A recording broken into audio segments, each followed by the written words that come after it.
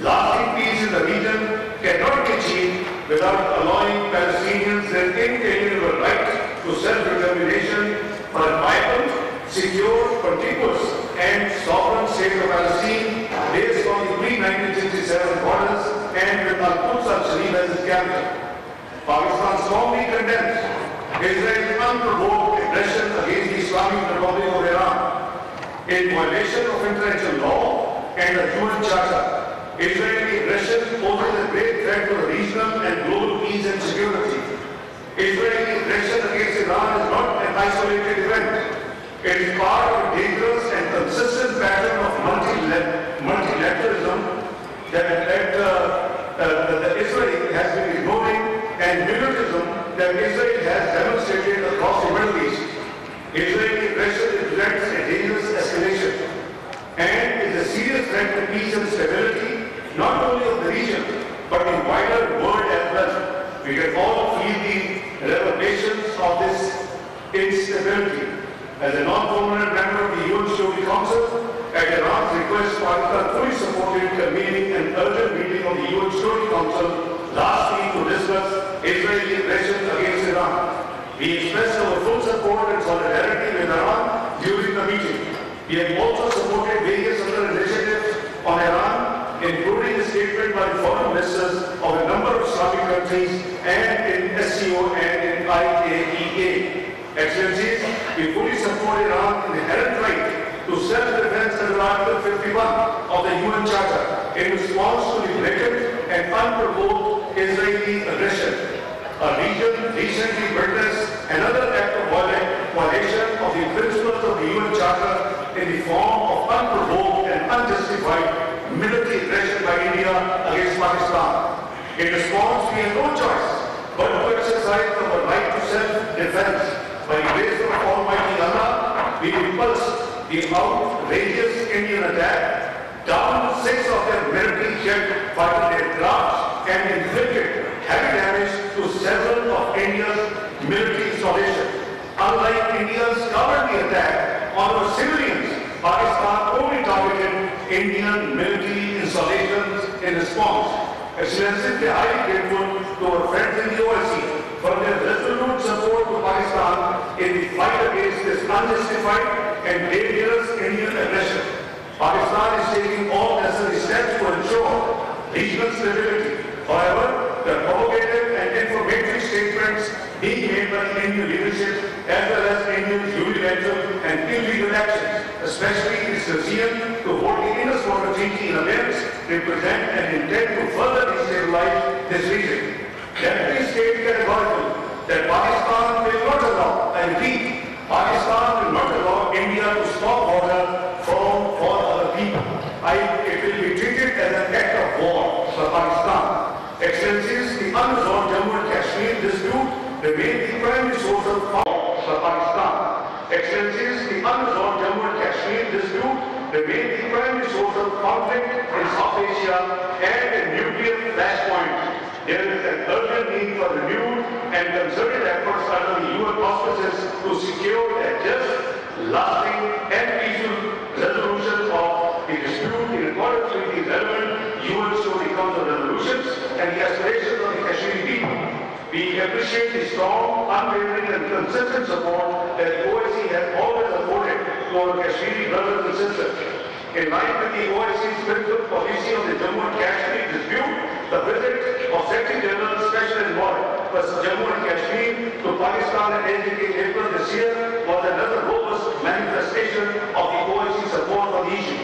We urge the OIC to once again condemn Indian aggression, implement the OIC action plan on Jammu and Kashmir, and support a just resolution of the Jammu and Kashmir. Excellencies, Pakistan has made immense sacrifices in the fight against terrorism. Despite this, externally sponsored terrorism continues to inflict human as well as material losses to Pakistan.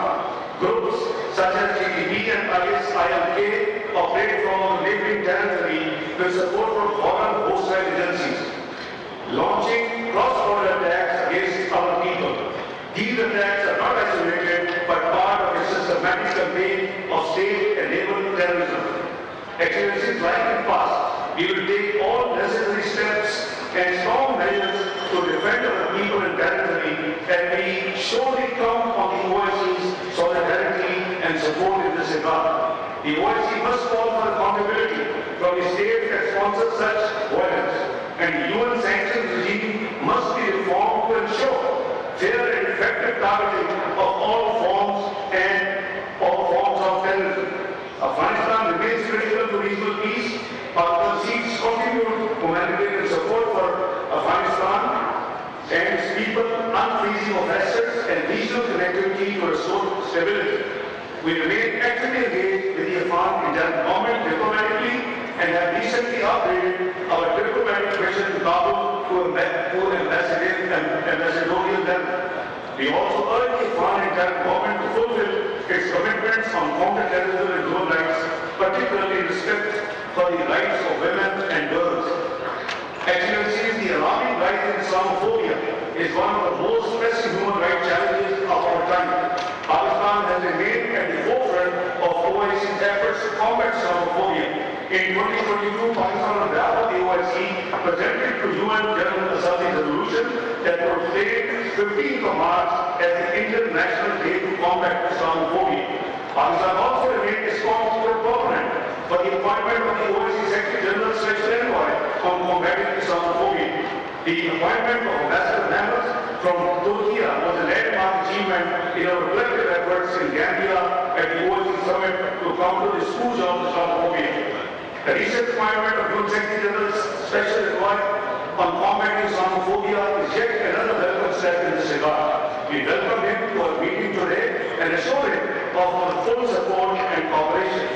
The promotion of the interests of Islamic Ummah is the cornerstone of Pakistan's foreign policy.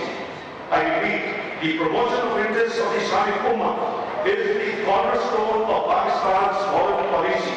As a non-permanent member of the UN Security Council for the term of 2025 and 2026, Pakistan will continue to seek an enhanced role of the OIC on matters related to international peace and security. As part of these efforts, under Pakistan's presidency of the Security Council next month, we will convene a dedicated briefing to strengthen institutional cooperation between the UN Security Council and the OIC. Pakistan will also explore ways through which OIC can support broader UN peacekeeping and peace-building efforts.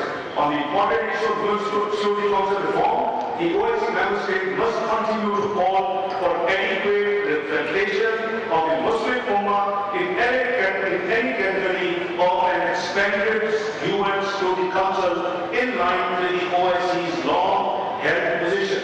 Excellency, finally, the challenges which we face are formidable, but our collective strength is even greater. Let us reaffirm our solidarity, deepen our cooperation, and act with unity and resolve to uphold the dignity, the rights, and aspirations of our peoples and Ummah. I thank you all.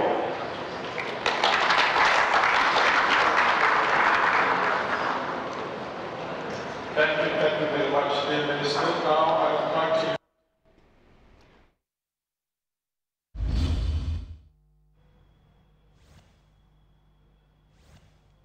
ये मनाजिर आप देख रहे हैं OIC वज़राए ख़ारजा council इजलास। नायब वज़ीर आज़म और वज़ीर ख़ारजा इशाक़ डार खिताब कर रहे थे। उन्होंने कहा दरपेश चैलेंजेस से निपटने के लिए मिलकर काम करना अहम ज़रूरत है। उम्मीद है चैलेंजेस से निपटने के लिए OIC भरपूर किरदार अदा करेगी। पाकिस्तान और भारत की जारहियत का भी हवाला दिया गया कि पाकिस्तान ने किस तरह भारतीय जारहियत पर अपने दिफा का हक इस्तेमाल किया। यहाँ लेंगे एक ब्रेक, आप साथ रहिए।